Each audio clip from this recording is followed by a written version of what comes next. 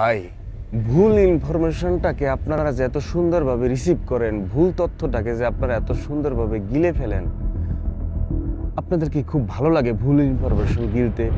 দুষ্কৃতকারীরা তারা হচ্ছে গিয়ে এখন সমালোচনা করতেছে যে কাফি নিজের ঘর নিজে পুরাই দিয়েছে, এই জন্য কাফি হচ্ছে গিয়ে পুলিশের হাতে, সেনাবাহিনীর হাতে গ্রেপ্তার হয়ে গেছে। কই ভাই, আমি তো আমার পোড়া ঘরের সামনে তো দাঁড়াই আছি ভাই।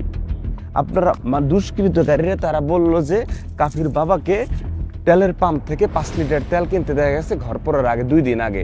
তো আপনারা তখন প্রশ্ন করতে পারলেন না যে কোন তেলের পাম্প থেকে 5 লিটার তেল কিনছে কাফির বাপে? সেই তেলের পাম্পে সিসি ক্যামেরা আছে না? সেই প্রশ্ন তো আপনারা করলেন না ভাই।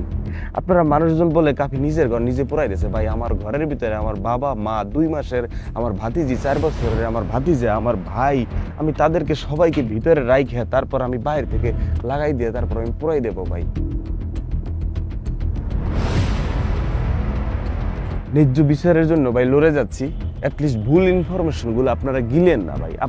আপনারা এআই দিয়ে তারপর হচ্ছে গিয়ে ভুল নিউজ রোবোটিকভাবে পড়াইয়া সেটা প্রচার করা হচ্ছে, সেটাকে আপনারা বিশ্বাস করতেছেন যে কাফি নিজের ঘর নিজে পোড়াই দেওয়ার জন্য গ্রেপ্তার।